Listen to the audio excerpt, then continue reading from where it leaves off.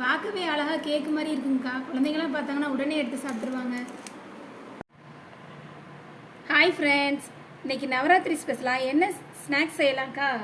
இன்றைக்கி நம்ம ஆயா செஞ்சு கொடுத்த பிளேட் அப்பம் செய்யலாண்டாங்கண்ணே. வாங்க ஃப்ரெண்ட்ஸ், பிளேட் அப்பம் செய்யலாம்.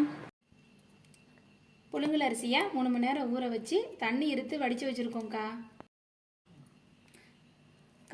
நல்லா மிக்சி ஜாரில் போட்டு நல்லா நைஸாக அரைச்சி எடுத்துக்கலாம்க்கா.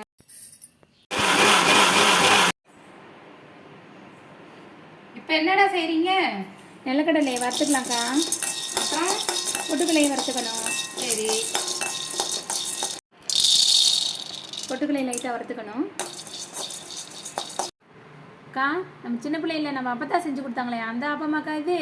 ஆமாடா, நம்ம ஆயா செய்ய தூக்கிட்டு போய் சாப்பிடுவி, அதெல்லாம் மறந்து போச்சா? ஆமாக்கா. அரைச்ச மாவுல நிலக்கடலையை போட்டுக்குவோம், அடுத்து பொட்டுக்கடலையை போட்டுக்குவோம், அடுத்து அரைச்சி வச்ச ஏலக்காய் சர்க்கரையை பொடி பண்ணதை போட்டுக்குவோம்.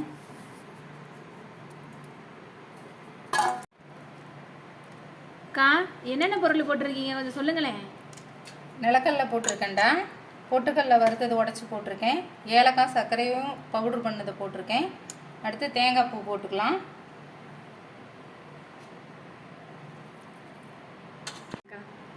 ஏன்டா கையில் கொடுக்காம நீங்கள் வாட்ட அப்படியே போட்டீங்க, எப்படி தெரியும் உங்களுக்கு? கையில் கொடுக்கக்கூடாதுக்கா சாஸ்திரப்படி, அதனால தான் நானே போட்டேன்.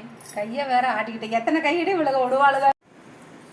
மாவை அதில் எடுத்து ஊற்றி வைக்க போகிறீங்களாக்கா?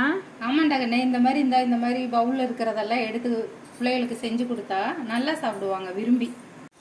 இட்லி பாத்திரத்தில் தண்ணி ஜம்ப் ஆகிட்டு இருக்கு பாருங்க. இட்லி தட்டை திருப்பி போட்டு வச்சுக்கணும். அப்படி கூட பிடிச்சிக்கோ. மூடி வச்சுக்கணும். ஒரு 10 நிமிஷம் வேக வச்சு எடுத்துக்கணும். ரெடி ஆயிடுச்சாடாங்கண்ணே? வாங்கக்கா பார்க்கலாம். ஒரு ஸ்பூன் எடுத்து லைட்டாக குத்தி பார்ப்போம். வெந்துருச்சு, எடுத்துக்கலாம். இது வந்து நவராத்திரி ஸ்பெஷலு.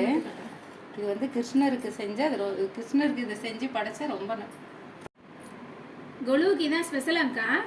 ஆமாண்டாங்கண்ணே, நம்ம அப்பத்தா இது மாதிரி தானே செய்வாங்க. கொலுவுக்குலாம் இது மாதிரி தான் செய்வாங்க, புரட்டாசி விரதத்துக்கு இது மாதிரி தான் அப்பத்தா செய்வாங்க. நம்ம அப்பத்தா நவராத்திரி குழுவுக்கு இந்த பிளேட் அப்பத்தாண்டா கிருஷ்ணருக்கு உகந்ததுன்னு செய்வாங்க. நிலக்கடலையோட சேர்த்து சாப்பிடும்போது அவ்வளோ டேஸ்ட்டாக இருக்குடாங்கண்ணே.